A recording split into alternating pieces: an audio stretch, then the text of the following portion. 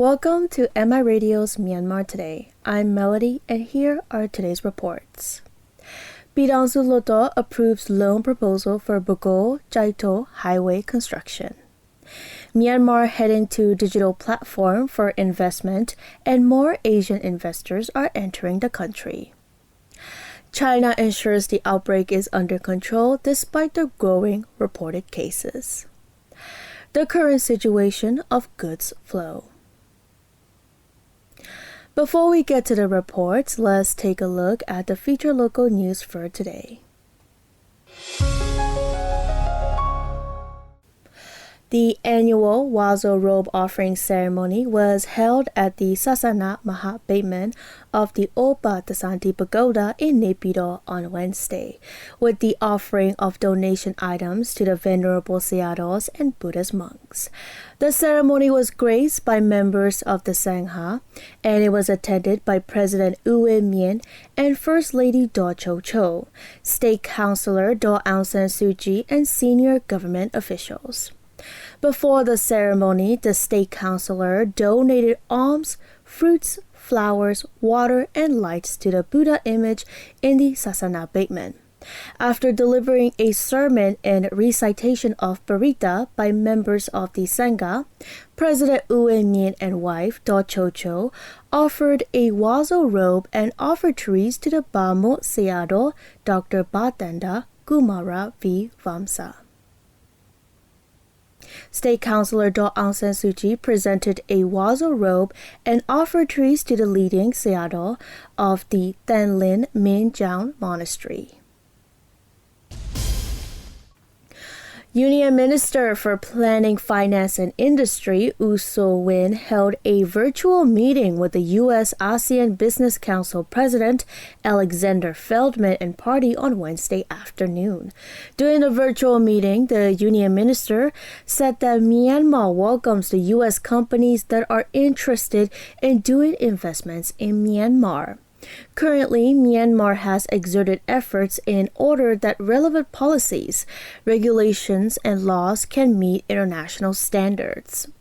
According to the Union Minister, moreover, mobile payment system has been developed. During the meeting, Myanmar officials also explained the reforms in tax system and the financial inclusion roadmap and the process of finalizing the insurance business law, which will be submitted to the Hluttaw.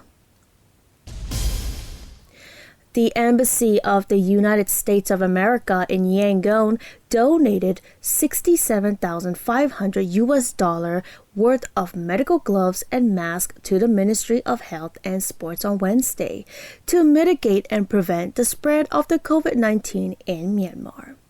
After Charge d'Affaires George Sibley from the U.S. Embassy to Myanmar had explained the donation, Director General of Department of Medical Research Professor Dr. Zaw Than Tun delivered a remark. At the donation ceremony, the Deputy Chief of Mission handed over the medical gloves and mask to the Director General of DMR, and the latter returned Certificate of Honor. And I believe it's time now for our first report. Pyidaungsu Hluttaw approved 2 loan proposals for Bago-Kyaikto highway section, a new road section development project. The new Bago-Kyaikto highway road is to be constructed with the assistance of Asian Development Bank, and the new sit-down bridge is to be built with a loan from Japan International Cooperation Agency. Both loans were successful to get approvals on the 7th day of 2nd Pyidaungsu Hluttaw's 17th regular session held on Wednesday.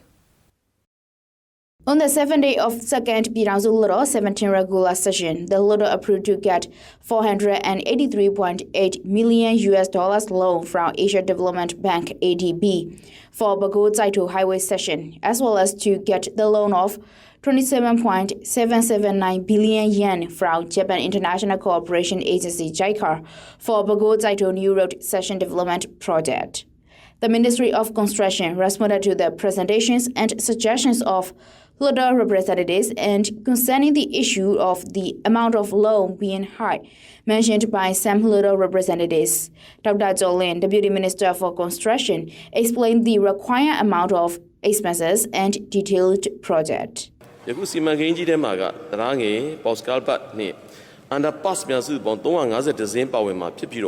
Along the new Bago-Kyaikto highway section, there are 351 box culverts and underpasses and 4 interchanges, the costs of which are included in the total cost of the project.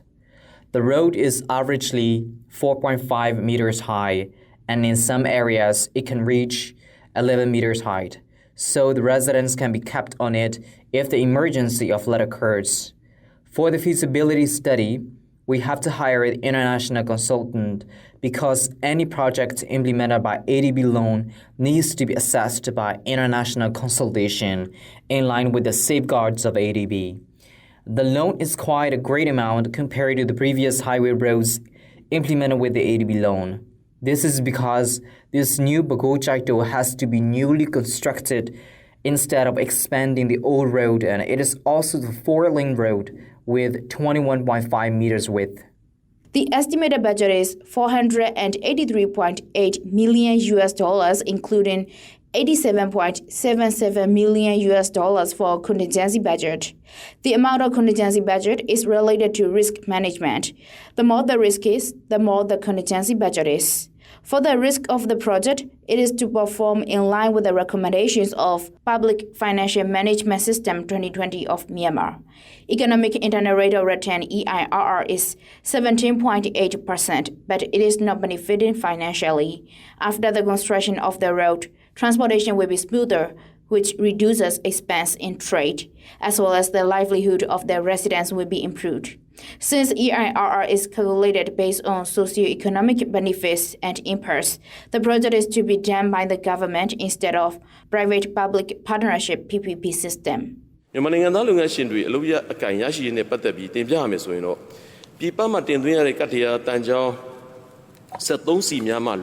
Besides the asphalt, iron beams and gasoline, other related materials will be bought from subcontractors, as well as the machines will be hired from the local companies.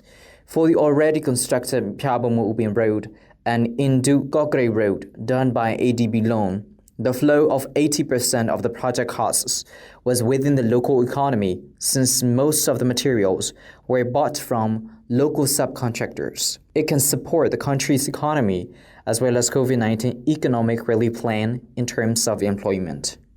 As part of the Bago-Kyaikto highway project, a new bridge over Pyidaungsu River, Pyidaungsu Bridge Kyaikto, is also to be constructed with a loan from JICA and a Bago-Kyaikto New Road Section Development Project. The estimated cost for the bridge is 6.82 million kyats per 1 square meter, which is calculated in accordance with the international standard. When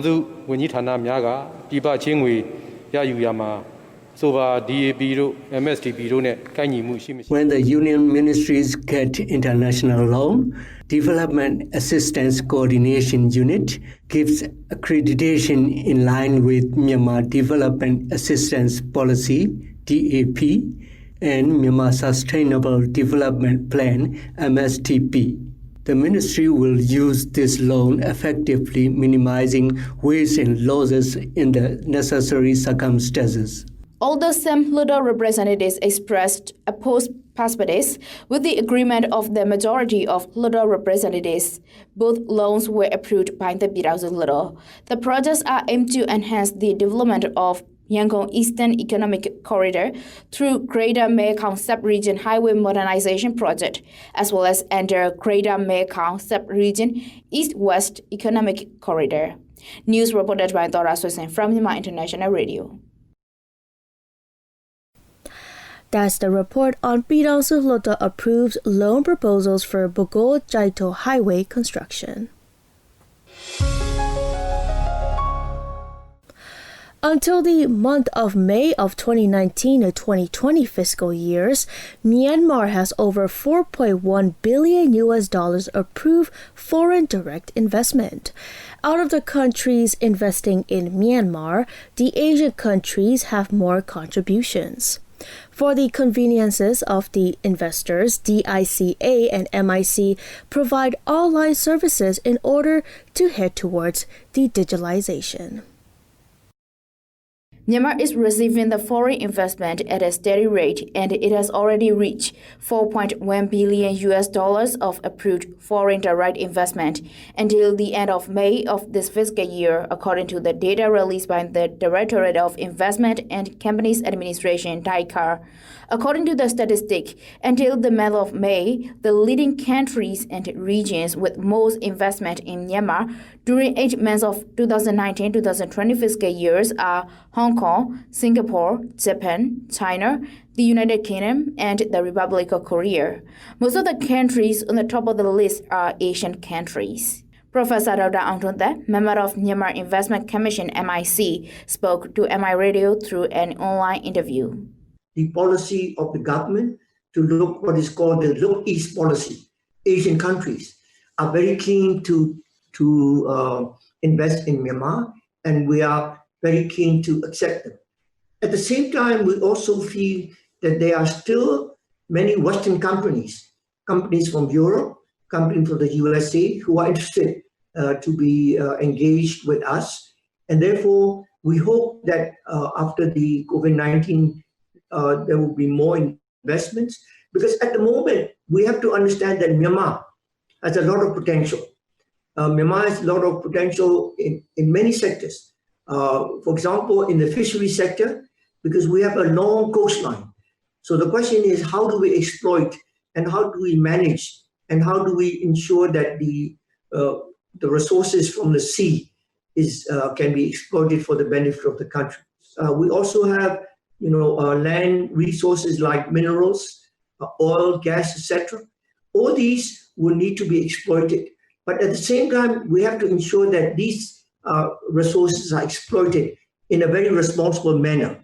For ensuring the easier procedures for investors and better way of receiving foreign investment amid COVID-19, DICAR and MIC provide online services which are further being accelerated. Instead of laborious and lengthy process to submit proposal, the investors can easily submit the investment proposal through online. This digitalization of DICAR and MIC would further accelerate, and therefore we would like to make sure that any potential foreign investors would have no difficulty and that the process can be done and achieved very quickly. But we, at the same time, at MIC, will ensure that we follow standard operating procedures, and therefore we would make sure that the processing, once the MIC approval is done, could be done as quickly as possible so that investors could invest and start operation as soon as possible. This is our aspiration, this is our goal, and we are trying to use whatever digital technology that is available to us to ensure that these can be done. Now, I'm very happy to say that the foreign investors have expressed their appreciation for the ease of use of the online applications. They have no difficulty at all, and therefore they encourage us to further develop such facilities. Amid COVID-19 outbreak, the e-commerce in the country becomes booming. Despite online selling and buying, the country is heading towards the digital platform in every aspect, including teaching, working, and most importantly, economy. We have to get to the digital economy. This is very important. Most of our people are very young, and therefore they are very hardworking, they are well educated, and therefore the question for us is, this is why at MIC we are trying to encourage digital technology. We are trying to encourage that many companies would come in to invest in the digital economy of Myanmar. During the past 4 months of COVID, there's a lot of e-commerce that took place. So we now have online commerce, online business, and therefore what we need is to accelerate this. We have to encourage, especially the young people, to focus on digital technology and digital business. And I'm sure this would encourage foreign companies to come in to help us with the digitalization of our economy. We know that many of the companies in Myanmar, the banks, are also on the road towards digital transformation.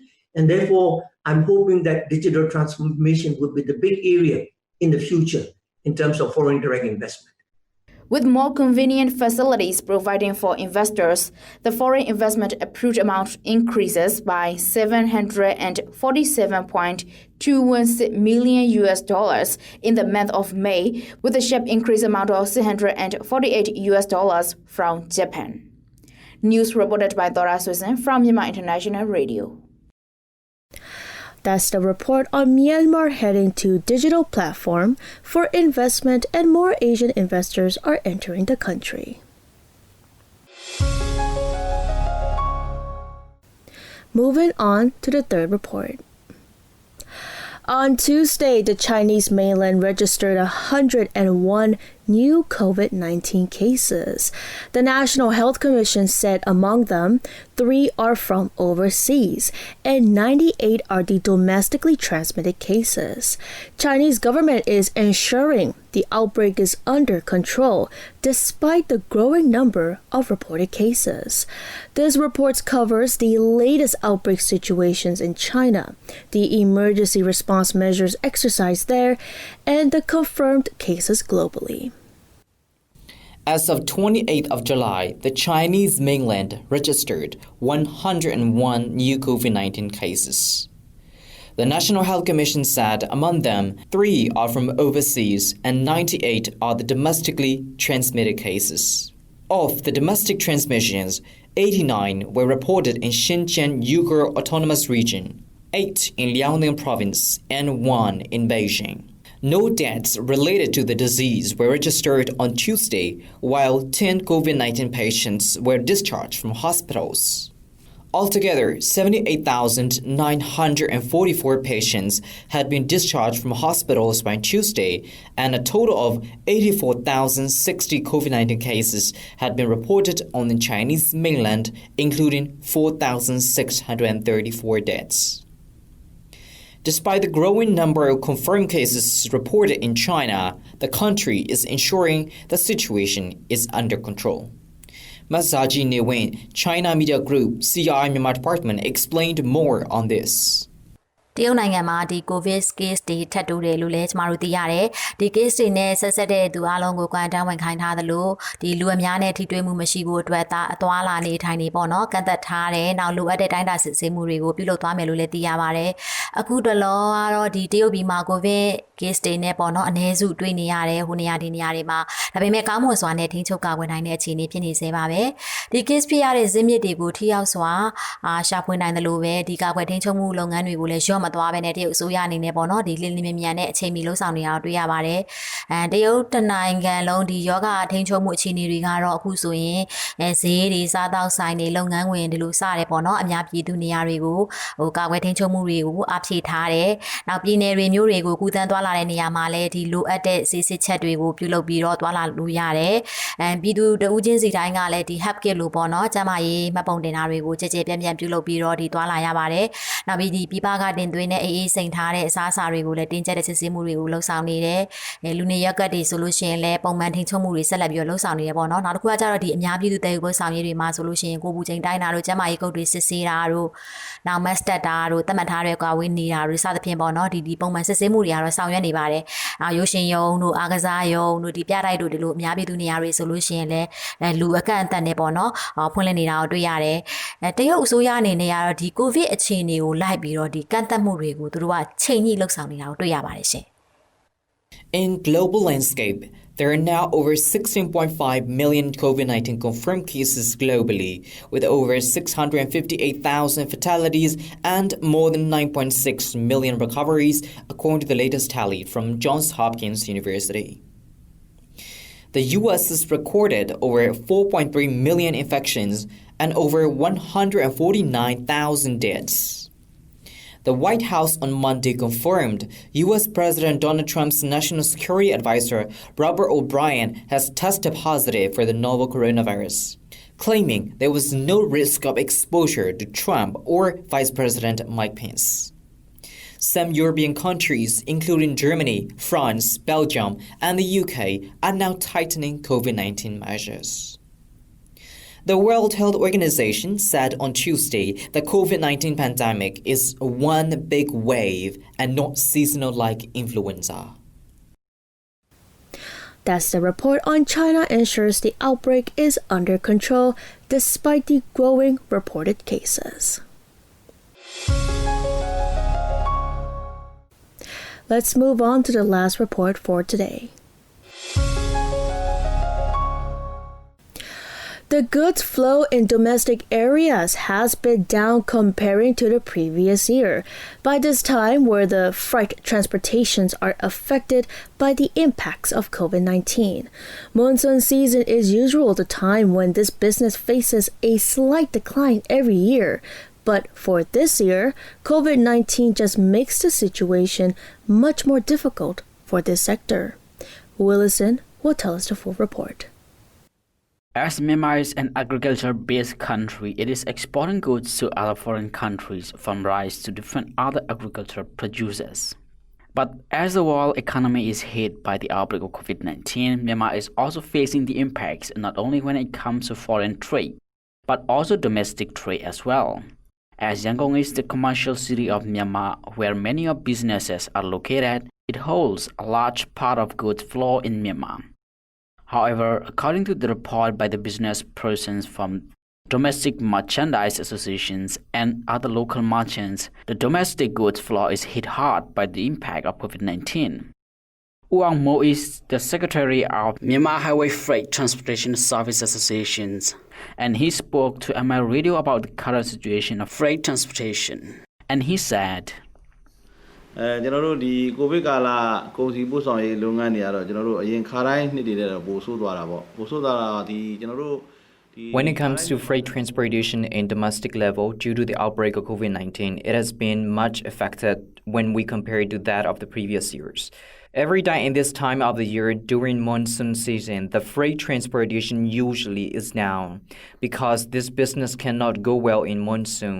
The reason is most of the construction work has come to a halt, and the farmers are in the process of farming. What is happening now is we're in crisis of COVID-19, which makes the condition worse. As I mentioned before, the freight transportation is usually down during this monsoon season, but for this year, COVID-19 just makes it worse. In the previous year, when the business was down by monsoon season, we tried to do the alternative businesses where we transported non-agricultural producers to other parts of Myanmar, such as Myavari. But now, due to some restrictions, we cannot even do the business now. In the business of freight transportation, trucks are the most crucial transportation means for goods flow in Myanmar. According to the report by the business person from this sector, usually trucks numbering from 2,500 to 3,000 leave Yangon on daily basis, transporting the goods to different parts of Myanmar. But now only half of those trucks are operating due to the outbreak of COVID-19, meaning merely more than 1,000 trucks leave Yangon on daily basis. Oh King Han is the chairman of Myanmar Onion, Garlic and Culinary Crops Production and Exporting Associations, and he also spoke to MI Radio about how agricultural producers transporting to the domestic market is recovering, and he said, ပုံမှန်တော့မဖြစ်သေးဘူးနည်းနည်းဟိုပါပေါ့ခက်ခဲတွေရှိနေသေးတယ်ဥပမာကျွန်တော်တို့ဒီ The flow of the goods is not running normally for now. We still have some issue. For example, the flow of goods is not good. The sale is also a bit declining. If we take another example, while exporting goods to China, we cannot send the goods to China without including Chinese driver. So we have this kind of difficulty. Although this sector usually face the decline of the business during monsoon season, this year due to COVID-19, the business has decreased by around 20% to 30% than the normal year. Other factors for the decline also contribute to the slow flow of the goods, where some businesses take a break as they cannot profit anymore and some changes the location of their business. But here in this Bayanao market, the situation is getting back to normal, although the workflow is not running 100%. Udanlai is a truck driver who has been driving truck for 6 years and currently driving back and forth between Yangon and Taungji, and he also spoke to MI Radio and said, When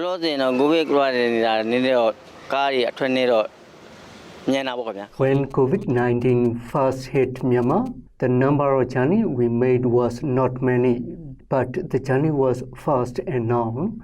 As the situation is getting back to normal slowly, the number of journey we make is back to increase again, and that makes the workflow quite slow. One complete journey would take around 5 to 6 days, which means I make around 6 to 7 round trips in a month.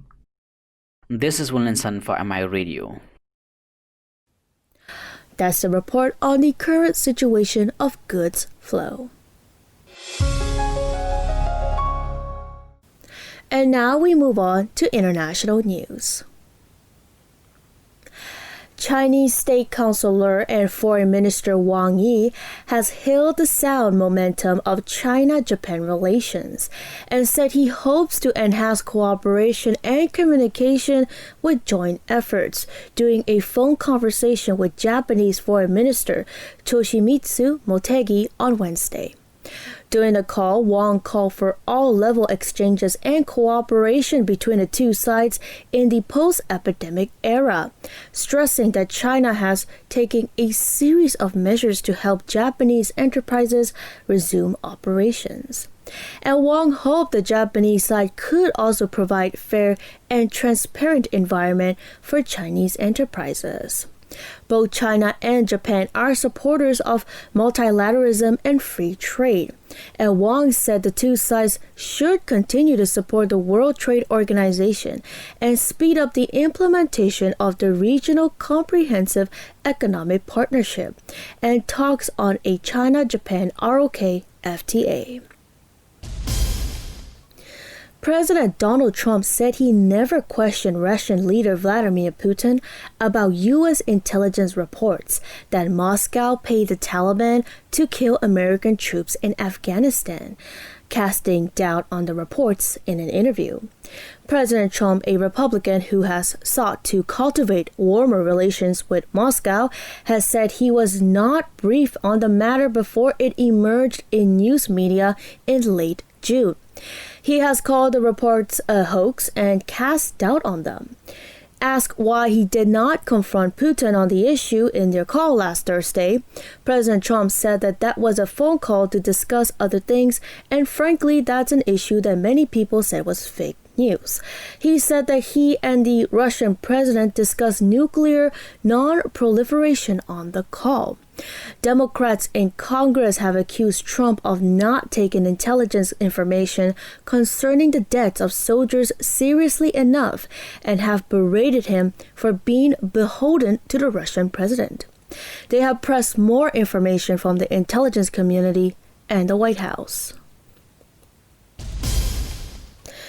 Muslim pilgrims donning face masks and moving in small groups after days in isolation began arriving to Islam's holiest site in Mecca on Wednesday for the start of a historically unique and scaled-down Hajj experience reshaped by the coronavirus pandemic. The Hajj, both physically and spiritually demanding, is intended to bring about greater humility and unity among Muslims. This year, pilgrims are eating pre-packaged meals alone in their hotel rooms and praying at a distance from one another. The Saudi government is covering all the pilgrims' expenses of travel, accommodation, meals, and healthcare. For the first time in Saudi history, the government barred Muslims from entering the kingdom from abroad to perform the Hajj in order to limit exposure of the coronavirus. Instead, as few as 1,000 people already residing in Saudi Arabia were selected to take part in the Hajj this year. The pilgrims who were selected after applying through an online portal were required to be between the ages of 20 and 50, with no terminal illnesses and showing no symptoms of the virus. Preference was given to those who have not performed the Hajj before. Pilgrims were tested for the coronavirus given wristbands that connect to their phones and monitor their movement, and were required to quarantine at home and their hotel rooms in Mecca ahead of Wednesday's start. That's all with the news and reports on Myanmar Today. Hope everyone is staying safe.